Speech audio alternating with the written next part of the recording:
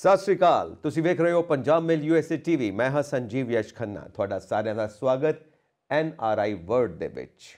सो भारत ਦਾ budget आ चुका है और भारत ਦਾ बजट ਵੱਖ-ਵੱਖ ਸੈਕਟਰਸ ਦੇ ਉੱਤੇ ਜੋ ਅਸਰ ਪਾ ਰਿਹਾ ਅਸੀਂ ਸਭ ਦੇਖਦੇ ਪਏ ਹਾਂ, ਕਿਉਂਕਿ ਇਹ ਗਵਰਨਮੈਂਟ ਦਾ ਆਖਰੀ ਬਜਟ ਹੈ और ਇਸ ਦਾ ਅਸਰ ਪੈਣਾ बहुत ज़्यादा लाजमी है, क्योंकि अट्रैक्ट किया गया है सब लोगों को किस तरह अगे इलैक्शनस वास्ते तैयार किया जाए, सब दे माइंड्स नूं अपने वाल मोड़िया जाए।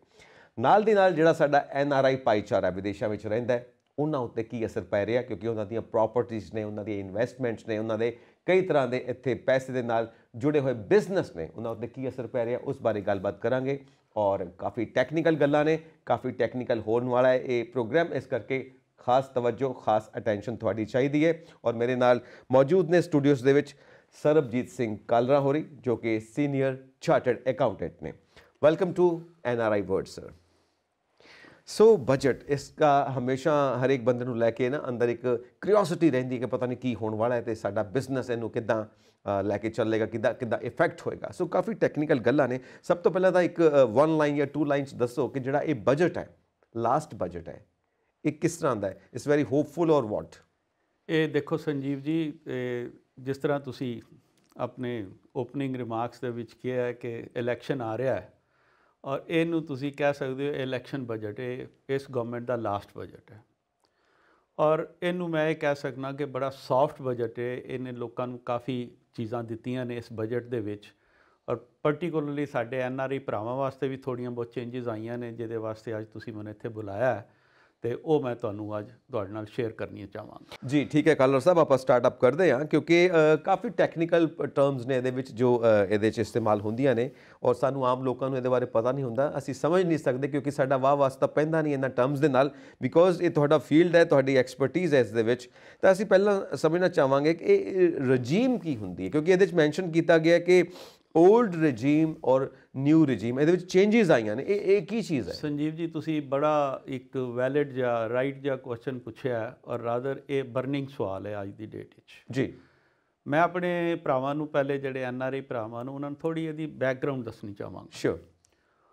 1921 ਦੇ ਵਿੱਚ 2021 ਦੇ ਵਿੱਚ ਗਵਰਨਮੈਂਟ ਨੇ ਥੋੜੀ ਚੇਂਜ ਲਿਆਂਦੀ। ਉਹਦੇ 'ਚ ਜਿਸ ਤਰ੍ਹਾਂ ਅਸੀਂ ਪਹਿਲੇ ਰਿਟਰਨ ਦਿੰਦੇ ਸੀਗੇ, ਉਹਦੇ 'ਚ ਕੀ ਕਰਦੇ ਸੀ, ਜੋ ਮੇਰੀ ਇਨਕਮ ਹੈ ਉਹਦੇ ਜੋ ਮਨ ਡਿਡਕਸ਼ਨਾਂ ਵੇਰੀਅਸ ਅੰਡਰ ਸੈਕਸ਼ਨ, ਜਿਸ ਤਰ੍ਹਾਂ ATC ਹੈ, ATC ਦੇ ਵਿੱਚ ਉਹ ਡਿਡਕਸ਼ਨ ਅਵੇਲੇਬਲ ਨੇ, ਜਿਸ ਤਰ੍ਹਾਂ ਤੁਸੀਂ LIC ਦਿੰਦੇ ਹੋ ਜਾਂ NSE ਪਰਚੇਜ਼ ਕਰਦੇ ਹੋ ਜਾਂ ਤੁਸੀਂ ਕਿਸੇ ਸਪੈਸੀਫਾਈਡ ਸਿਕਿਉਰਿਟੀ ਦੇ ਵਿੱਚ ਇਨਵੈਸਟ ਕਰਦੇ ਹੋ ਜਾਂ ਤੁਹਾਡੇ 80D ਜਾਂ 80G ਡੋਨੇਸ਼ਨ ਹੈ, 80D ਤੁਹਾਡੀ ਐਕਸੀਡੈਂਟਲ ਇੰਸ਼ੋਰੈਂਸ ਹੈ, ਉਹ ਤੁਸੀਂ ਸਾਰੀਆਂ ਕਲੇਮ ਕਰਕੇ ਤੁਸੀਂ ਆਪਣੀ ਰਿਟਰਨ ਫਾਈਲ ਕਰਦੇ ਸੋ।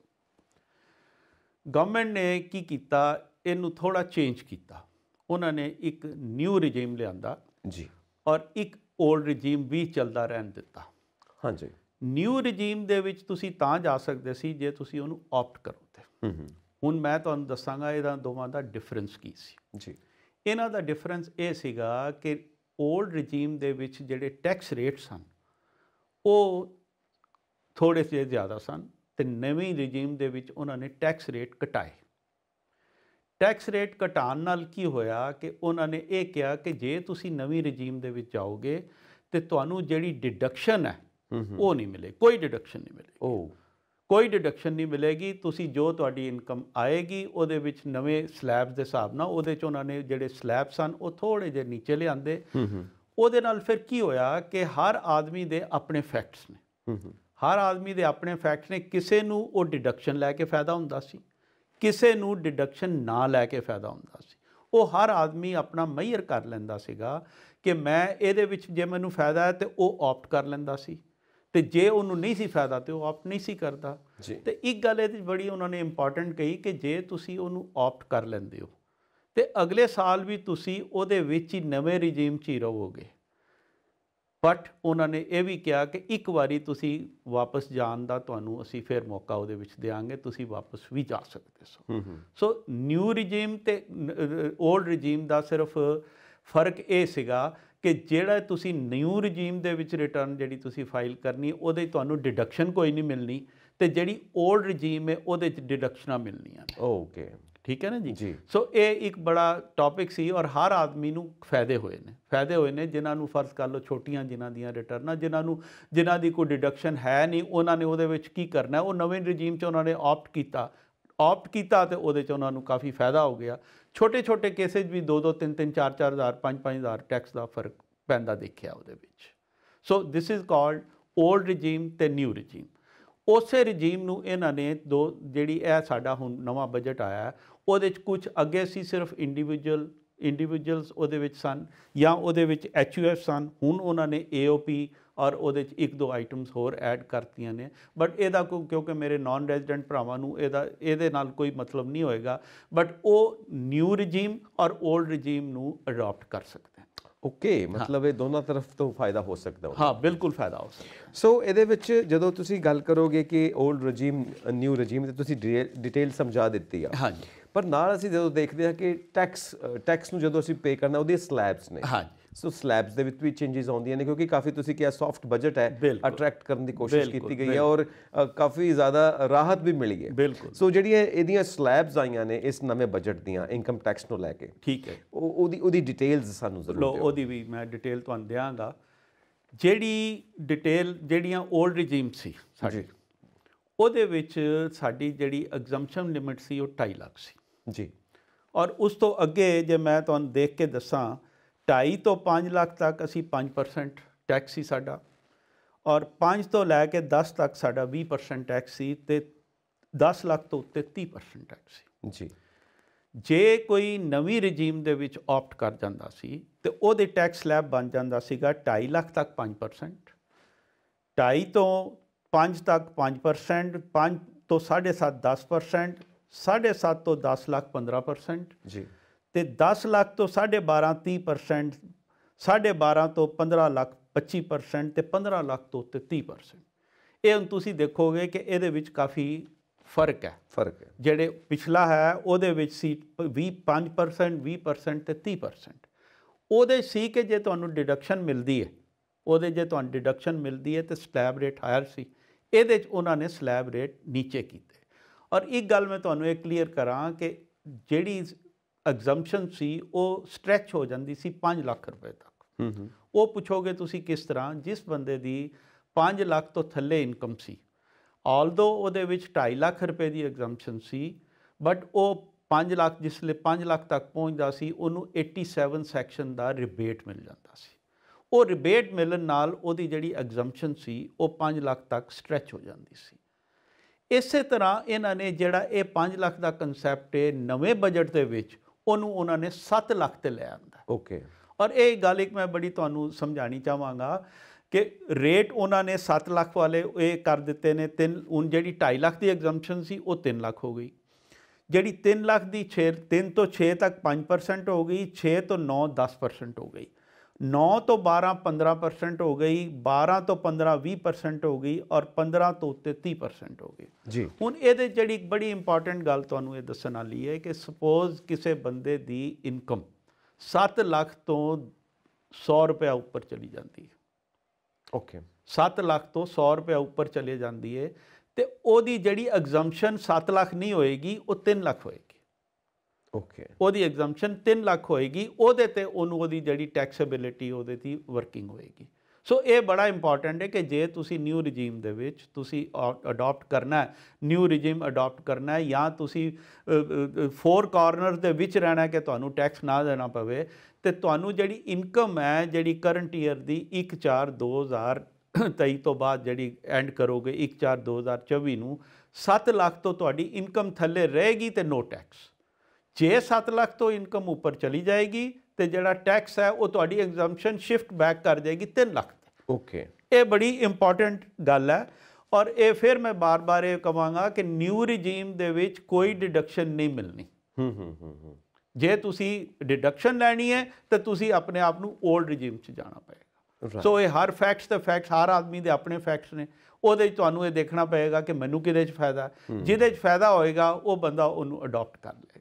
ਬਿਲਕੁਲ this is the concept of old regime and new regime and ਉਹਦੇ ਜਿਹੜੇ ਸਬਸੀਕੁਐਂਟ ਜਿਹੜੀਆਂ ਹੈਗੀਆਂ ਨੇ ਉਹਨਾਂ ਨੇ ਰੇਟ ਦਿੱਤੇ ਨੇ 5 ਲੱਖ ਤੋਂ ਉਹਨਾਂ ਨੇ 7 ਲੱਖ ਦੀ ਐਗਜ਼ੰਪਸ਼ਨ ਕਰਤੀ ਔਰ 7 ਲੱਖ ਦੀ ਵੀ ਐਗਜ਼ੰਪਸ਼ਨ ਤੁਹਾਨੂੰ ਮੈਂ ਇਹ ਸਮਝਾਈ ਹੈ ਕਿ ਉਹ ਤਾਂ ਮਿਲਣੀ ਹੈ ਜੇ ਤੁਸੀਂ 7 ਲੱਖ ਦੇ ਪੈਰਾਮੀਟਰ 'ਚ ਰਹਿੰਦੇ ਹੋ। ਜੇ 7 ਲੱਖ ਦੇ ਪੈਰਾਮੀਟਰ ਨਹੀਂ ਰਹਿੰਦੇ ਤੇ ਟੈਕਸ ਦੇਣਾ ਪਏਗਾ। ਰਾਈਟ। ਸੋ ਇਹ ਤੁਸੀਂ ਆਪਣੀ ਸਹੂਲੀਅਤ ਦੇ ਮੁਤਾਬਿਕ ਜੋ ਤੁਹਾਨੂੰ ਸੂਟ ਕਰਦਾ ਤੁਸੀਂ ਚੁਣ ਸਕਦੇ ਹੋ ਔਰ ਤੁਹਾਡੇ ਵਰਗੇ ਫਾਈਨੈਂਸ਼ੀਅਲ ਐਕਸਪਰਟਸ ਬੈਠੇ ਨੇ ਤੁਹਾਡੇ ਨਾਲ ਸਲਾਹ ਕਰਕੇ ਉਹ ਬੈਨੀਫਿਟ ਵਿਨ ਸਿਚੁਏਸ਼ਨ ਸਿਲੈਕਟ ਕੀਤੀ ਜਾ ਸਕਦੀ ਹੈ। ਬਿਲਕੁਲ। ਸੋ ਇਹਦੇ ਵਿੱਚ ਇੱਕ ਪੁਆਇੰਟ ਆਉਂਦਾ ਕੁਲਦਰ ਸਾਹਿਬ ਕਿ ਕਈ ਵਾਰ ਕੀ ਹੁੰਦਾ ਕਿ ਅਸੀਂ ਇੱਥੋਂ ਪੈਸਾ ਬਾਹਰ ਭੇਜਣਾ ਚਾਹੁੰਦੇ ਹਾਂ, ਕਈ ਮਾਂ-ਬਾਪ ਆਪਣੇ ਬੱਚਿਆਂ ਨੂੰ ਭੇਜਣਾ ਚਾਹੁੰਦੇ ਨੇ, ਹੋਰ ਵੀ ਕਈ ਰਿਲੇਸ਼ਨਸ ਨੂੰ ਭੇਜਣਾ ਚਾਹੁੰਦੇ ਆ। ਸੋ ਉਹਦੇ ਵਿੱਚ ਵੀ ਚੇਂਜਸ ਕਿਉਂਕਿ ਇੱਕ ਅਸੀਂ ਇਹਦੇ ਵਿੱਚ ਆਉਂਦਾ ਕਿ TCS ਅਮਾਊਂਟ ਉਹਦੇ ਵਿੱਚ ਜਿਹੜੀਆਂ ਚੇਂਜਸ ਆਈਆਂ ਨੇ ਜਿਹੜਾ ਪੈਸਾ ਬਾਹਰ ਭੇਜਣਾ ਉਹਦੀਆਂ ਡਿਟੇਲਸ ਕੀ ਨੇ ਇਸ ਵਿੱਚ?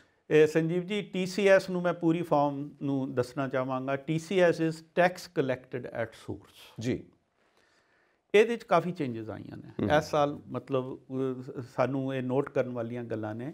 ਕੁਛ ਮੈਂ ਦੱਸਾਂਗਾ ਕਿ ਕੁਛ ਪਹਿਲੇ ਚੱਲਦਾ ਸੀ, ਕੁਛ ਹੁਣ ਹੈ।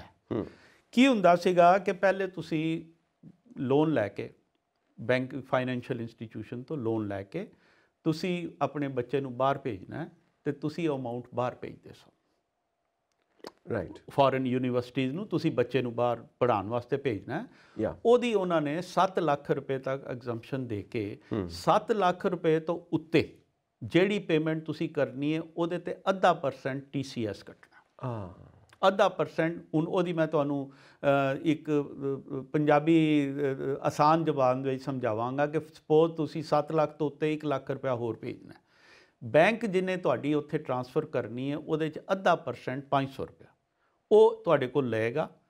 ਉੱਥੇ ਅਮਾਊਂਟ ਟਰਾਂਸਫਰ ਹੋਏਗੀ 1 ਲੱਖ ਰੁਪਇਆ, 500 ਰੁਪਇਆ ਤੁਹਾਡੇ ਪੈਨ ਦੇ ਅਗੇਂਸਟ TCS ਬੈਂਕ ਜਮ੍ਹਾਂ ਕਰਵਾ ਦੇਗਾ। ਹੁਣ ਤੁਸੀਂ ਪੁੱਛੋਗੇ ਕਿ ਉਹ ਜਿਹੜਾ 500 ਰੁਪਇਆ ਹੈ ਉਹਦਾ ਉਹ ਵੇਸਟ ਹੋ ਗਿਆ? ਨਾ, ਬਿਲਕੁਲ ਵੇਸਟ ਨਹੀਂ ਹੋਇਆ। ਉਹ ਤੁਹਾਡੇ ਪੈਨ ਦੇ ਅਗੇਂਸਟ ਬੈਂਕ ਨੇ ਜਮ੍ਹਾਂ ਕਰਵਾ ਦੇਣਾ ਔਰ ਉਹ ਤੁਹਾਡੇ 26 AS ਦੇ ਵਿੱਚ ਰਿਫਲੈਕਟ ਕਰੇਗਾ। ਹੁਣ ਤੁਸੀਂ ਕਹੋਗੇ 26 AS ਕੀ ਹੈ? 26 AS ਸੰਜੀਵ ਜੀ ਇੱਕ ਜਿਸ ਤਰ੍ਹਾਂ ਤੁਹਾਡੀ ਬੈਂਕ ਦੀ ਪਾਸਬੁੱਕ ਹੁੰਦੀ ਹੈ ਨਾ, ਜਿੱਥੇ ਤੁਸੀਂ ਫਰਜ਼ ਕਰ ਲਓ ਕੋਈ ਅਮਾਊਂਟ ਕਢਾਉਂਦੇ ਹੋ, ਤੁਸੀਂ ਅੱਜ ਕਢਾਇਆ ਉਹਦੇ 'ਚ ਪੈਸੇ ਉਹ ਨੋਟ ਹੋ ਜਾਣੇ ਨੇ ਵਿਦਡਰਾਅਲ ਦੇ ਵਿੱਚ, ਜੇ ਤੁਸੀਂ ਜਮ੍ਹਾਂ ਕਰਾਏ ਨੇ ਉਹ ਡਿਪੋਜ਼ਿਟ ਦੇ ਵਿੱਚ ਆ ਜਾਣੇ। ਅਲਟੀਮੇਟ ਬੈਲੈਂਸ ਕੀ ਹੈ? 26 AS ਇੱਕ ਫਾਰਮ ਹੈ ਜਿਹੜਾ ਤੁਸੀਂ ਹਰ ਜਿਹੜਾ ਟੈਕਸ ਭਰਨ ਵਾਲਾ ਬੰਦਾ ਹੈ ਉਹਦਾ ਇੱਕ 26 AS ਸਾਈਟ 'ਤੇ ਜਨਰੇਟ ਹੁੰਦਾ ਫਾਰਮ। ਉਹਦੇ 'ਚੋਂ ਤੁਹਾਨੂੰ ਦੱਸਦਾ ਹੈ ਕਿ ਤੁਹਾਡੇ TDS ਕਿੰਨਾ ਕੱਟਿਆ ਗਿਆ, TCS ਕਿੰਨਾ ਕੱਟਿਆ ਗਿਆ, ਤੁਸੀਂ ਐਡਵਾਂਸ ਟੈਕਸ ਕਿੰਨਾ ਦਿੱਤਾ, ਤੁਹਾਨੂੰ ਰਿਫੰਡ ਕਿੰਨਾ ਮਿਲਿਆ। ਉਹਦੇ ਮੁਤਾਬਕ ਜਿਸਲੇ ਉਹ ਕ੍ਰੈਡਿਟ ਤੁਹਾਨੂੰ TCS ਦੇ ਵਿੱਚ ਆ ਜਾਏਗਾ ਉਹ ਅਮਾਊਂਟ ਆਟੋਮੈਟਿਕਲੀ ਜਿਸਲੇ ਤੁਸੀਂ ਰਿਟਰਨ ਆਪਣੀ ਫਾਈਲ ਕਰੋਗੇ ਉਹਦੇ ਵਿੱਚ ਉਹ ਅਮਾਊਂਟ ਤੁਹਾਨੂੰ TCS ਦਾ ਰਿਬੇਟ ਮਿਲ ਜਾਏਗਾ। ਹੁਣ ਇਹਦੇ ਜਿਹੜੀਆਂ ਚੇਂਜਸ ਆਈਆਂ, ਜਿਹੜਾ ਤੁਹਾਡਾ ਪਹਿਲਾ ਕੁਐਸਚਨ ਸੀ, ਪਹਿਲਾ ਕੁਐਸਚਨ ਸੀ ਕਿ ਉਹ ਜਿੱਥੇ ਤੱਕ ਤੁਸੀਂ ਲੋਨ ਲਿਆ, ਲੋਨ ਲੈ ਕੇ ਤੁਸੀਂ ਪੇਮੈਂਟ ਭੇਜਣੀ ਹੈ ਬਾਹਰ, 7 ਲੱਖ ਦੀ ਤੁਹਾਨੂੰ ਐਗਜ਼ੰਪਸ਼ਨ ਹੈ, 7 ਲੱਖ ਤੱਕ ਤੁਹਾਨੂੰ ਕੋਈ ਟੈਕਸ ਨਹੀਂ ਹੈ, ਕੋਈ TCS ਨਹੀਂ, ਉਹਦੇ 'ਚ ਵੀ ਕੋਈ ਚੇਂਜ ਨਹੀਂ ਆਈ। ਦੂਸਰੀ ਚੇਂਜ ਇਹ ਸੀ ਕਿ ਤੁਸੀਂ ਫਰਜ਼ ਕਰ ਲਓ ਕੋਈ ਮੈਡੀਕਲ ਲਾਇਬਿਲਿਟੀ ਹੈ ਤੁਹਾਡੀ, ਕੋਈ ਬੰਦਾ ਬਿਮਾਰ ਹੋਇਆ ਹੈ, ਉਹਨੇ ਬਾਹਰ ਜਾਣਾ ਹੈ, ਉਹਦੀ ਵੀ 7 ਲੱਖ ਦੀ ਉਹਦੀ ਲਿਮਿਟ ਸੀ, ਪਰ ਉਹਦੇ 'ਤੇ ਜਿਹੜਾ ਟੈਕਸ ਕੱਟਣਾ ਸੀ TCS 5% ਸੀ ਜੀ। 0.5% ਨਹੀਂ, 5%। ਉਹਦੇ 'ਚ ਵੀ ਕੋਈ ਚੇਂਜ ਨਹੀਂ।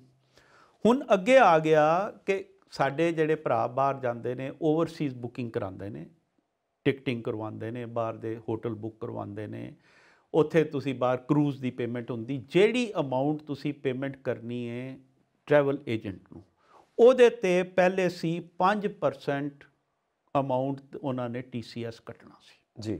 ਜਿੱਥੇ ਤੱਕ ਹੁਣ ਜਿਹੜੀ ਉਹਦੇ 'ਚ ਚੇਂਜ ਆਈ ਹੈ ਕਿ ਜਿਹੜੀ ਉਹਦੇ 'ਤੇ 5% ਦੀ ਜਿਹੜੀ ਹੈ ਉਹ 20% ਹੋ ਗਈ। 5% ਦੀ 20% ਹੋ ਗਈ ਹੈ।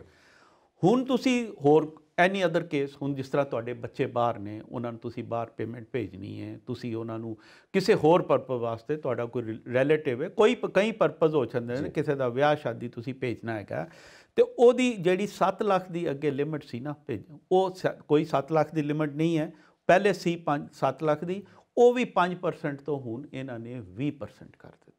ਮੀਨਸ ਤੁਹਾਨੂੰ ਜਿਹੜੀ ਬੇਸਿਕ ਐਗਜ਼ੰਪਸ਼ਨ 7 ਲੱਖ ਦੀ ਉਹਨਾਂ ਨੇ ਵਿਦਡਰਾਅ ਕਰ ਲਈ।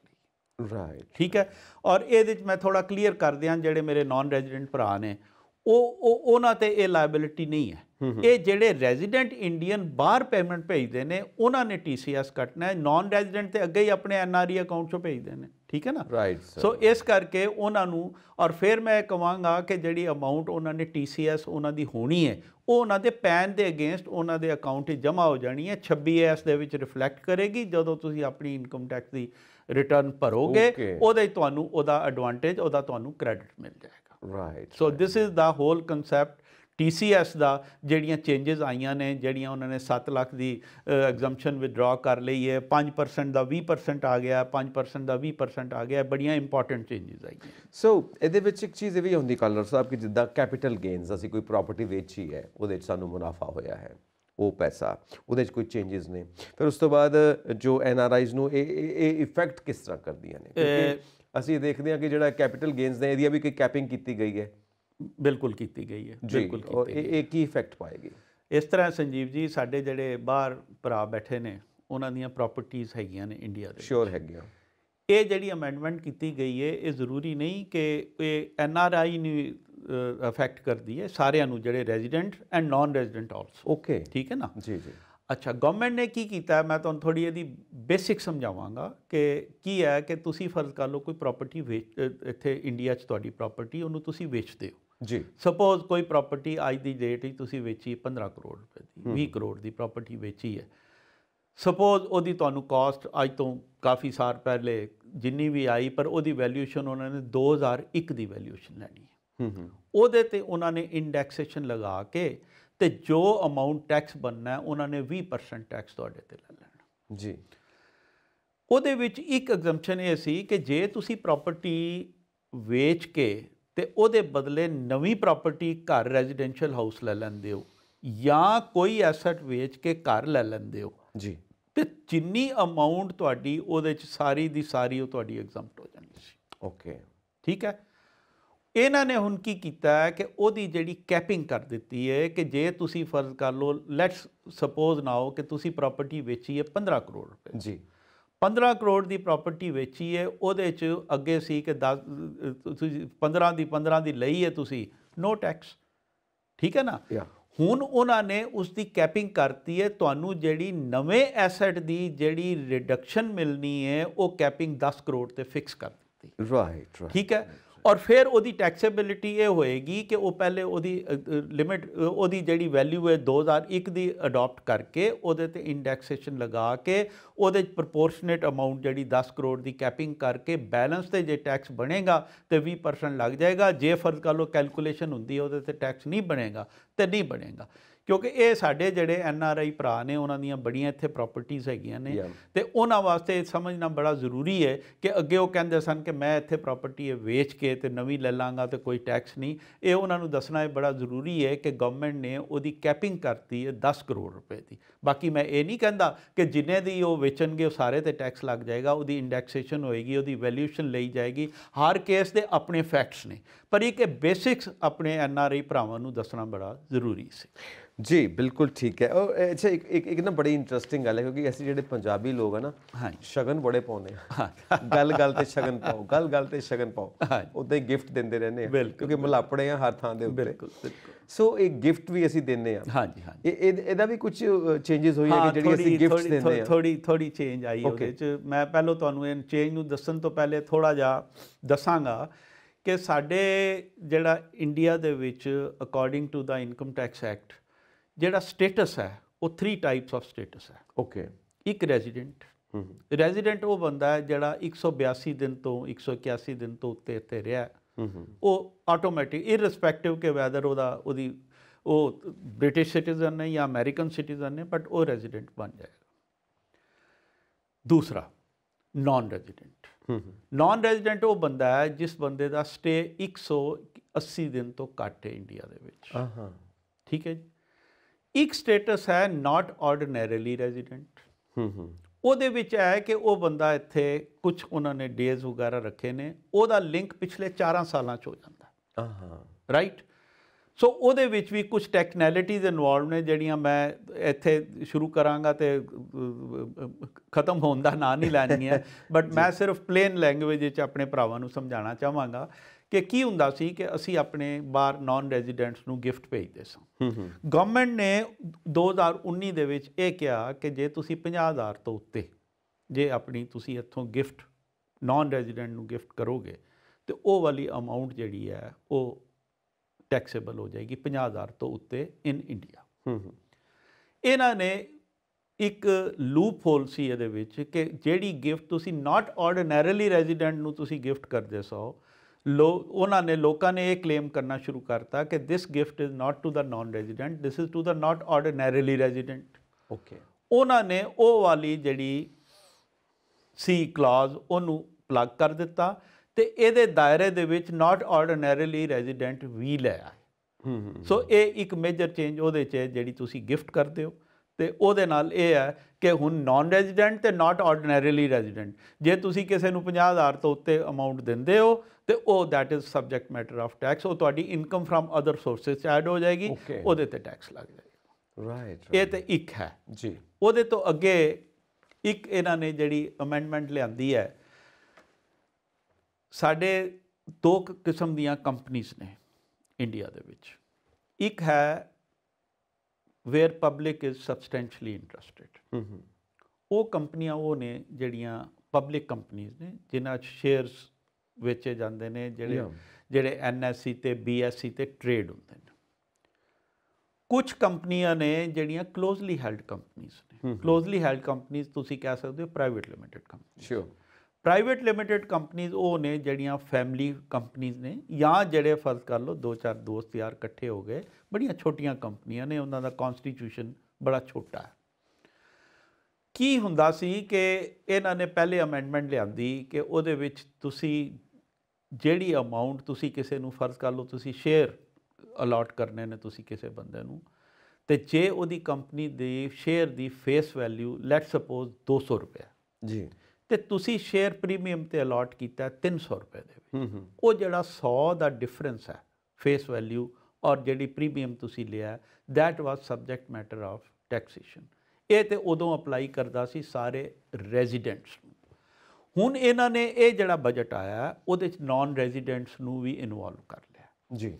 ਹੁਣ ਜੇ ਕੋਈ ਨਾਨ ਰੈਜ਼ੀਡੈਂਟ ਕਿਸੇ ਕਲੋਜ਼ਲੀ ਹੈਲਡ ਕੰਪਨੀ ਦੇ ਸ਼ੇਅਰ ਪਰਚੇਜ਼ ਕਰਦਾ, ਜੇ ਉਹ ਸ਼ੇਅਰ ਪਰਚੇਜ਼ ਕਰਦਾ ਉਹਦਾ ਜਿਹੜਾ ਡਿਫਰੈਂਸ ਹੈ ਫੇਸ ਵੈਲਿਊ ਦਾ ਔਰ ਜਿਹੜੀ ਅਮਾਊਂਟ ਉਹਨੇ ਪੇ ਕੀਤੀ ਹੈ, ਉਹ ਜਿਹੜੀ ਅਮਾਊਂਟ ਨਾਨ ਰੈਜ਼ੀਡੈਂਟ ਕੋਲ ਵੀ ਆਣੀ ਹੈ, ਉਹ ਅਮਾਊਂਟ ਜਿਹੜੀ ਹੈ ਉਹ ਟੈਕਸੇਬਲ ਹੋ ਜਾਏਗੀ, ਜਿਹੜੀ ਅੱਗੇ ਨਾਨ ਰੈਜ਼ੀਡੈਂਟ ਦੀ ਐਗਜ਼ੈਂਪਟ ਸੀ। ਓਕੇ, ਠੀਕ ਹੈ ਨਾ ਜੀ। ਸੋ ਨਾਨ ਰੈਜ਼ੀਡੈਂਟਸ ਨੂੰ ਵੀ ਉਹਨਾਂ ਨੇ ਇਨਵੋਲਵ ਕਰ ਲਿਆ, ਬਟ ਉਹਦੀ ਜਿਹੜੀ ਟੈਕਸੇਬਿਲਿਟੀ ਹੈ ਉਹ ਇੰਡੀਆ ਦੇ ਵਿੱਚ ਹੋਣੀ ਹੈ, ਉਹ ਕੰਪਨੀ ਦੇ ਅਗੇਂਸਟ ਹੋਣੀ ਹੈ। ਕੰਪਨੀ ਜੇ ਉਹਨੂੰ ਪ੍ਰੀਮੀਅਮ ਤੇ, ਕਿਉਂਕਿ ਅਮਾਊਂਟ ਕੰਪਨੀ ਰਿਸੀਵ ਕਰ ਰਹੀ ਹੈ, difference between the face value and the amount received from the non-resident will be part of the taxation as far as that company is concerned. Okay, ਅੱਛਾ, ਇੱਕ ਹੋਰ ਚੀਜ਼ ਹੈ ਇਨਵੈਸਟਮੈਂਟ ਦੀ, ਜਦੋਂ ਆਪਾਂ ਇੱਕ ਤਾਂ ਸ਼ੇਅਰਸ ਹੋ ਗਏ ਨਾ, ਹਾਂਜੀ, ਇੱਕ ਅਸੀਂ ਦੇਖਦੇ ਹਾਂ ਮਿਊਚੁਅਲ ਫੰਡਸ, ਹਾਂਜੀ, ਉਹ ਥੋੜਾ ਟਰਮ ਡਿਫਰੈਂਟ ਆ ਜਾਂਦੀ, ਜਿਹੜਾ ਥੋੜਾ ਸੇਫ ਜ਼ੋਨ 'ਚ ਖੇਡਣਾ ਚਾਹੁੰਦੇ ਨੇ, ਹਾਂਜੀ, ਉਹਦੇ ਵਾਸਤੇ ਵੀ ਕੁਝ ਹੈ ਇਹਦੇ ਵਿੱਚ? ਮਿਊਚੁਅਲ ਫੰਡ ਦੀ as far as non residents ਨੇ ਉਹਨਾਂ ਵਾਸਤੇ ਕੋਈ ਚੇਂਜ ਨਹੀਂ ਆਈ ਉਹਦੇ ਵਿੱਚ, ਉਹ ਸੇਮ ਚੱਲਦੀ ਪਈ ਹੈ, ਕਿਉਂਕਿ ਵੈਸੇ ਹੀ ਇਹਨਾਂ ਦਿਨਾਂ 'ਚ ਮਾਰਕੀਟ ਥੋੜੀ ਜਿਹੀ ਢਿੱਲੀ ਚੱਲਦੀ ਪਈ ਹੈ ਬਿਕਾਜ਼ ਵਨ ਰੀਜ਼ਨ ਔਰ ਦੀ ਅਦਰ। ਸੋ ਇਸ ਕਰਕੇ ਉਹਦੇ ਵਿੱਚ ਕੋਈ ਚੇਂਜ ਨਹੀਂ। ਨਾਨ ਰੈਜ਼ੀਡੈਂਟ ਵਾਸਤੇ ਉਹ ਹੀ ਚੀਜ਼ ਹੈ ਕਿ ਉਹ they are welcome to invest in Indian markets and ਔਰ ਅੱਛਾ ਇੰਟਰਸਟ ਮਿਲ ਰਿਹਾ, ਅੱਛਾ ਡਿਵੀਡੈਂਟ ਉਹਦੇ 'ਚ ਮਿਲ ਰਿਹਾ, ਔਰ ਮੇਰੇ ਹਿਸਾਬ ਮੁਤਾਬਕ ਪੂਰੇ ਵਰਲਡ ਦੇ ਹਿਸਾਬ ਨਾਲ ਇੰਡੀਆ ਦੀ ਜਿਹੜੀ ਰਿਟਰਨ ਹੈ ਉਹ ਮਚ ਮੋਰ ਦੈਨ ਹੈ, ਉਸ ਤੋਂ ਬੈਟਰ। ਸੋ ਜਾਂਦੇ ਜਾਂਦੇ ਕੋਈ ਟਿਪ ਜੋ ਤੁਸੀਂ ਸਾਡੇ NRIs ਨੂੰ ਦੇਣਾ ਚਾਹੋਗੇ ਇਨਵੈਸਟਮੈਂਟਸ ਨੂੰ ਲੈ ਕੇ ਇਨ ਦ ਲਾਈਟ ਆਫ ਦਿਸ ਬਜਟ? ਮੈਂ ਇਹ ਆਪਣੇ ਨਾਨ ਰੈਜ਼ੀਡੈਂਟ ਭਰਾਵਾਂ ਨੂੰ ਇਹ ਕਹਾਂਗਾ ਕਿ ਜਿਸਲੇ ਕੋਈ ਪ੍ਰਾਪਰਟੀ ਉਹਨਾਂ ਨੇ ਕੋਈ ਵੇਚਣੀ ਹੈ, ਇਹ ਗੱਲ ਪਹਿਲਾਂ ਧਿਆਨ ਰੱਖ ਲੈਣ, ਜਾਂ ਉਹਨਾਂ ਨੇ ਕੋਈ ਸ਼ੇਅਰਸ ਇਨਵੈਸਟ ਕਰਨੇ ਨੇ ਕਲੋਜ਼ਲੀ ਹੈਲਡ ਕੰਪਨੀ, ਇਹਦੇ 'ਚ ਕਰ ਲੈਣ। ਤੇ ਜਾਂ ਜਿਹੜੀ ਸਭ ਤੋਂ ਇੰਪੋਰਟੈਂਟ ਮੈਂ ਉਹਨਾਂ ਨੂੰ ਟਿਪ ਦਿਆਂਗਾ ਕਿ ਜਿਹੜਾ ਨਿਊ ਰਜੀਮ ਦੇ ਵਿੱਚ ਫਰਜ਼ ਕਰ ਲਓ, ਜੇ ਤੁਹਾਡੀ ਇਨਕਮ 7 ਲੱਖ ਤੋਂ ਥੱਲੇ ਹੈ ਤਾਂ ਫਿਰ ਤੁਹਾਨੂੰ ਉਹਦੀ ਟੈਕਸੇਬਿਲਿਟੀ ਨਹੀਂ ਹੋਏਗੀ। 7 ਲੱਖ ਤੋਂ ਉੱਪਰ ਜਾਓਗੇ ਤੇ you will be paying the tax on. So ਬਹੁਤ ਇੰਟਰਸਟਿੰਗ ਔਰ ਬਹੁਤ ਵੈਲਿਊਏਬਲ, ਬਹੁਤ ਇਨਫੋਰਮੇਟਿਵ ਰਿਹਾ ਹੈ ਤੁਹਾਡੇ ਨਾਲ ਇਹ ਸੈਸ਼ਨ। ਸੋ ਆਈ ਹੋਪ ਕਿ ਸਾਡੇ NRIs ਨੂੰ ਇਹਦਾ ਕਾਫੀ ਬੈਨੀਫਿਟ ਹੋਣ ਵਾਲਾ ਹੈ। So thank you so much for this wonderful talk. Thank ਔਰ you ਅਸੀਂ ਆਪਣੇ NRIs ਨੂੰ ਕਵਾਂਗੇ, ਆਪਣੇ ਸਾਰੇ ਦਰਸ਼ਕਾਂ ਨੂੰ ਕਵਾਂਗੇ ਕਿ ਤੁਹਾਡੀਆਂ ਜੋ ਵੀ ਕੁਐਰੀਜ਼ ਹੋਣ ਸਾਨੂੰ ਇਨਬਾਕਸ ਜ਼ਰੂਰ ਕਰੋ ਤੇ ਸਾਡਾ ਚੈਨਲ ਪੰਜਾਬ ਮੇਲ USA TV ਸਬਸਕ੍ਰਾਈਬ ਕਰੋ। ਸਤਿ ਸ਼੍ਰੀ ਅਕਾਲ। ਸਤਿ ਸ਼੍ਰੀ ਅਕਾਲ।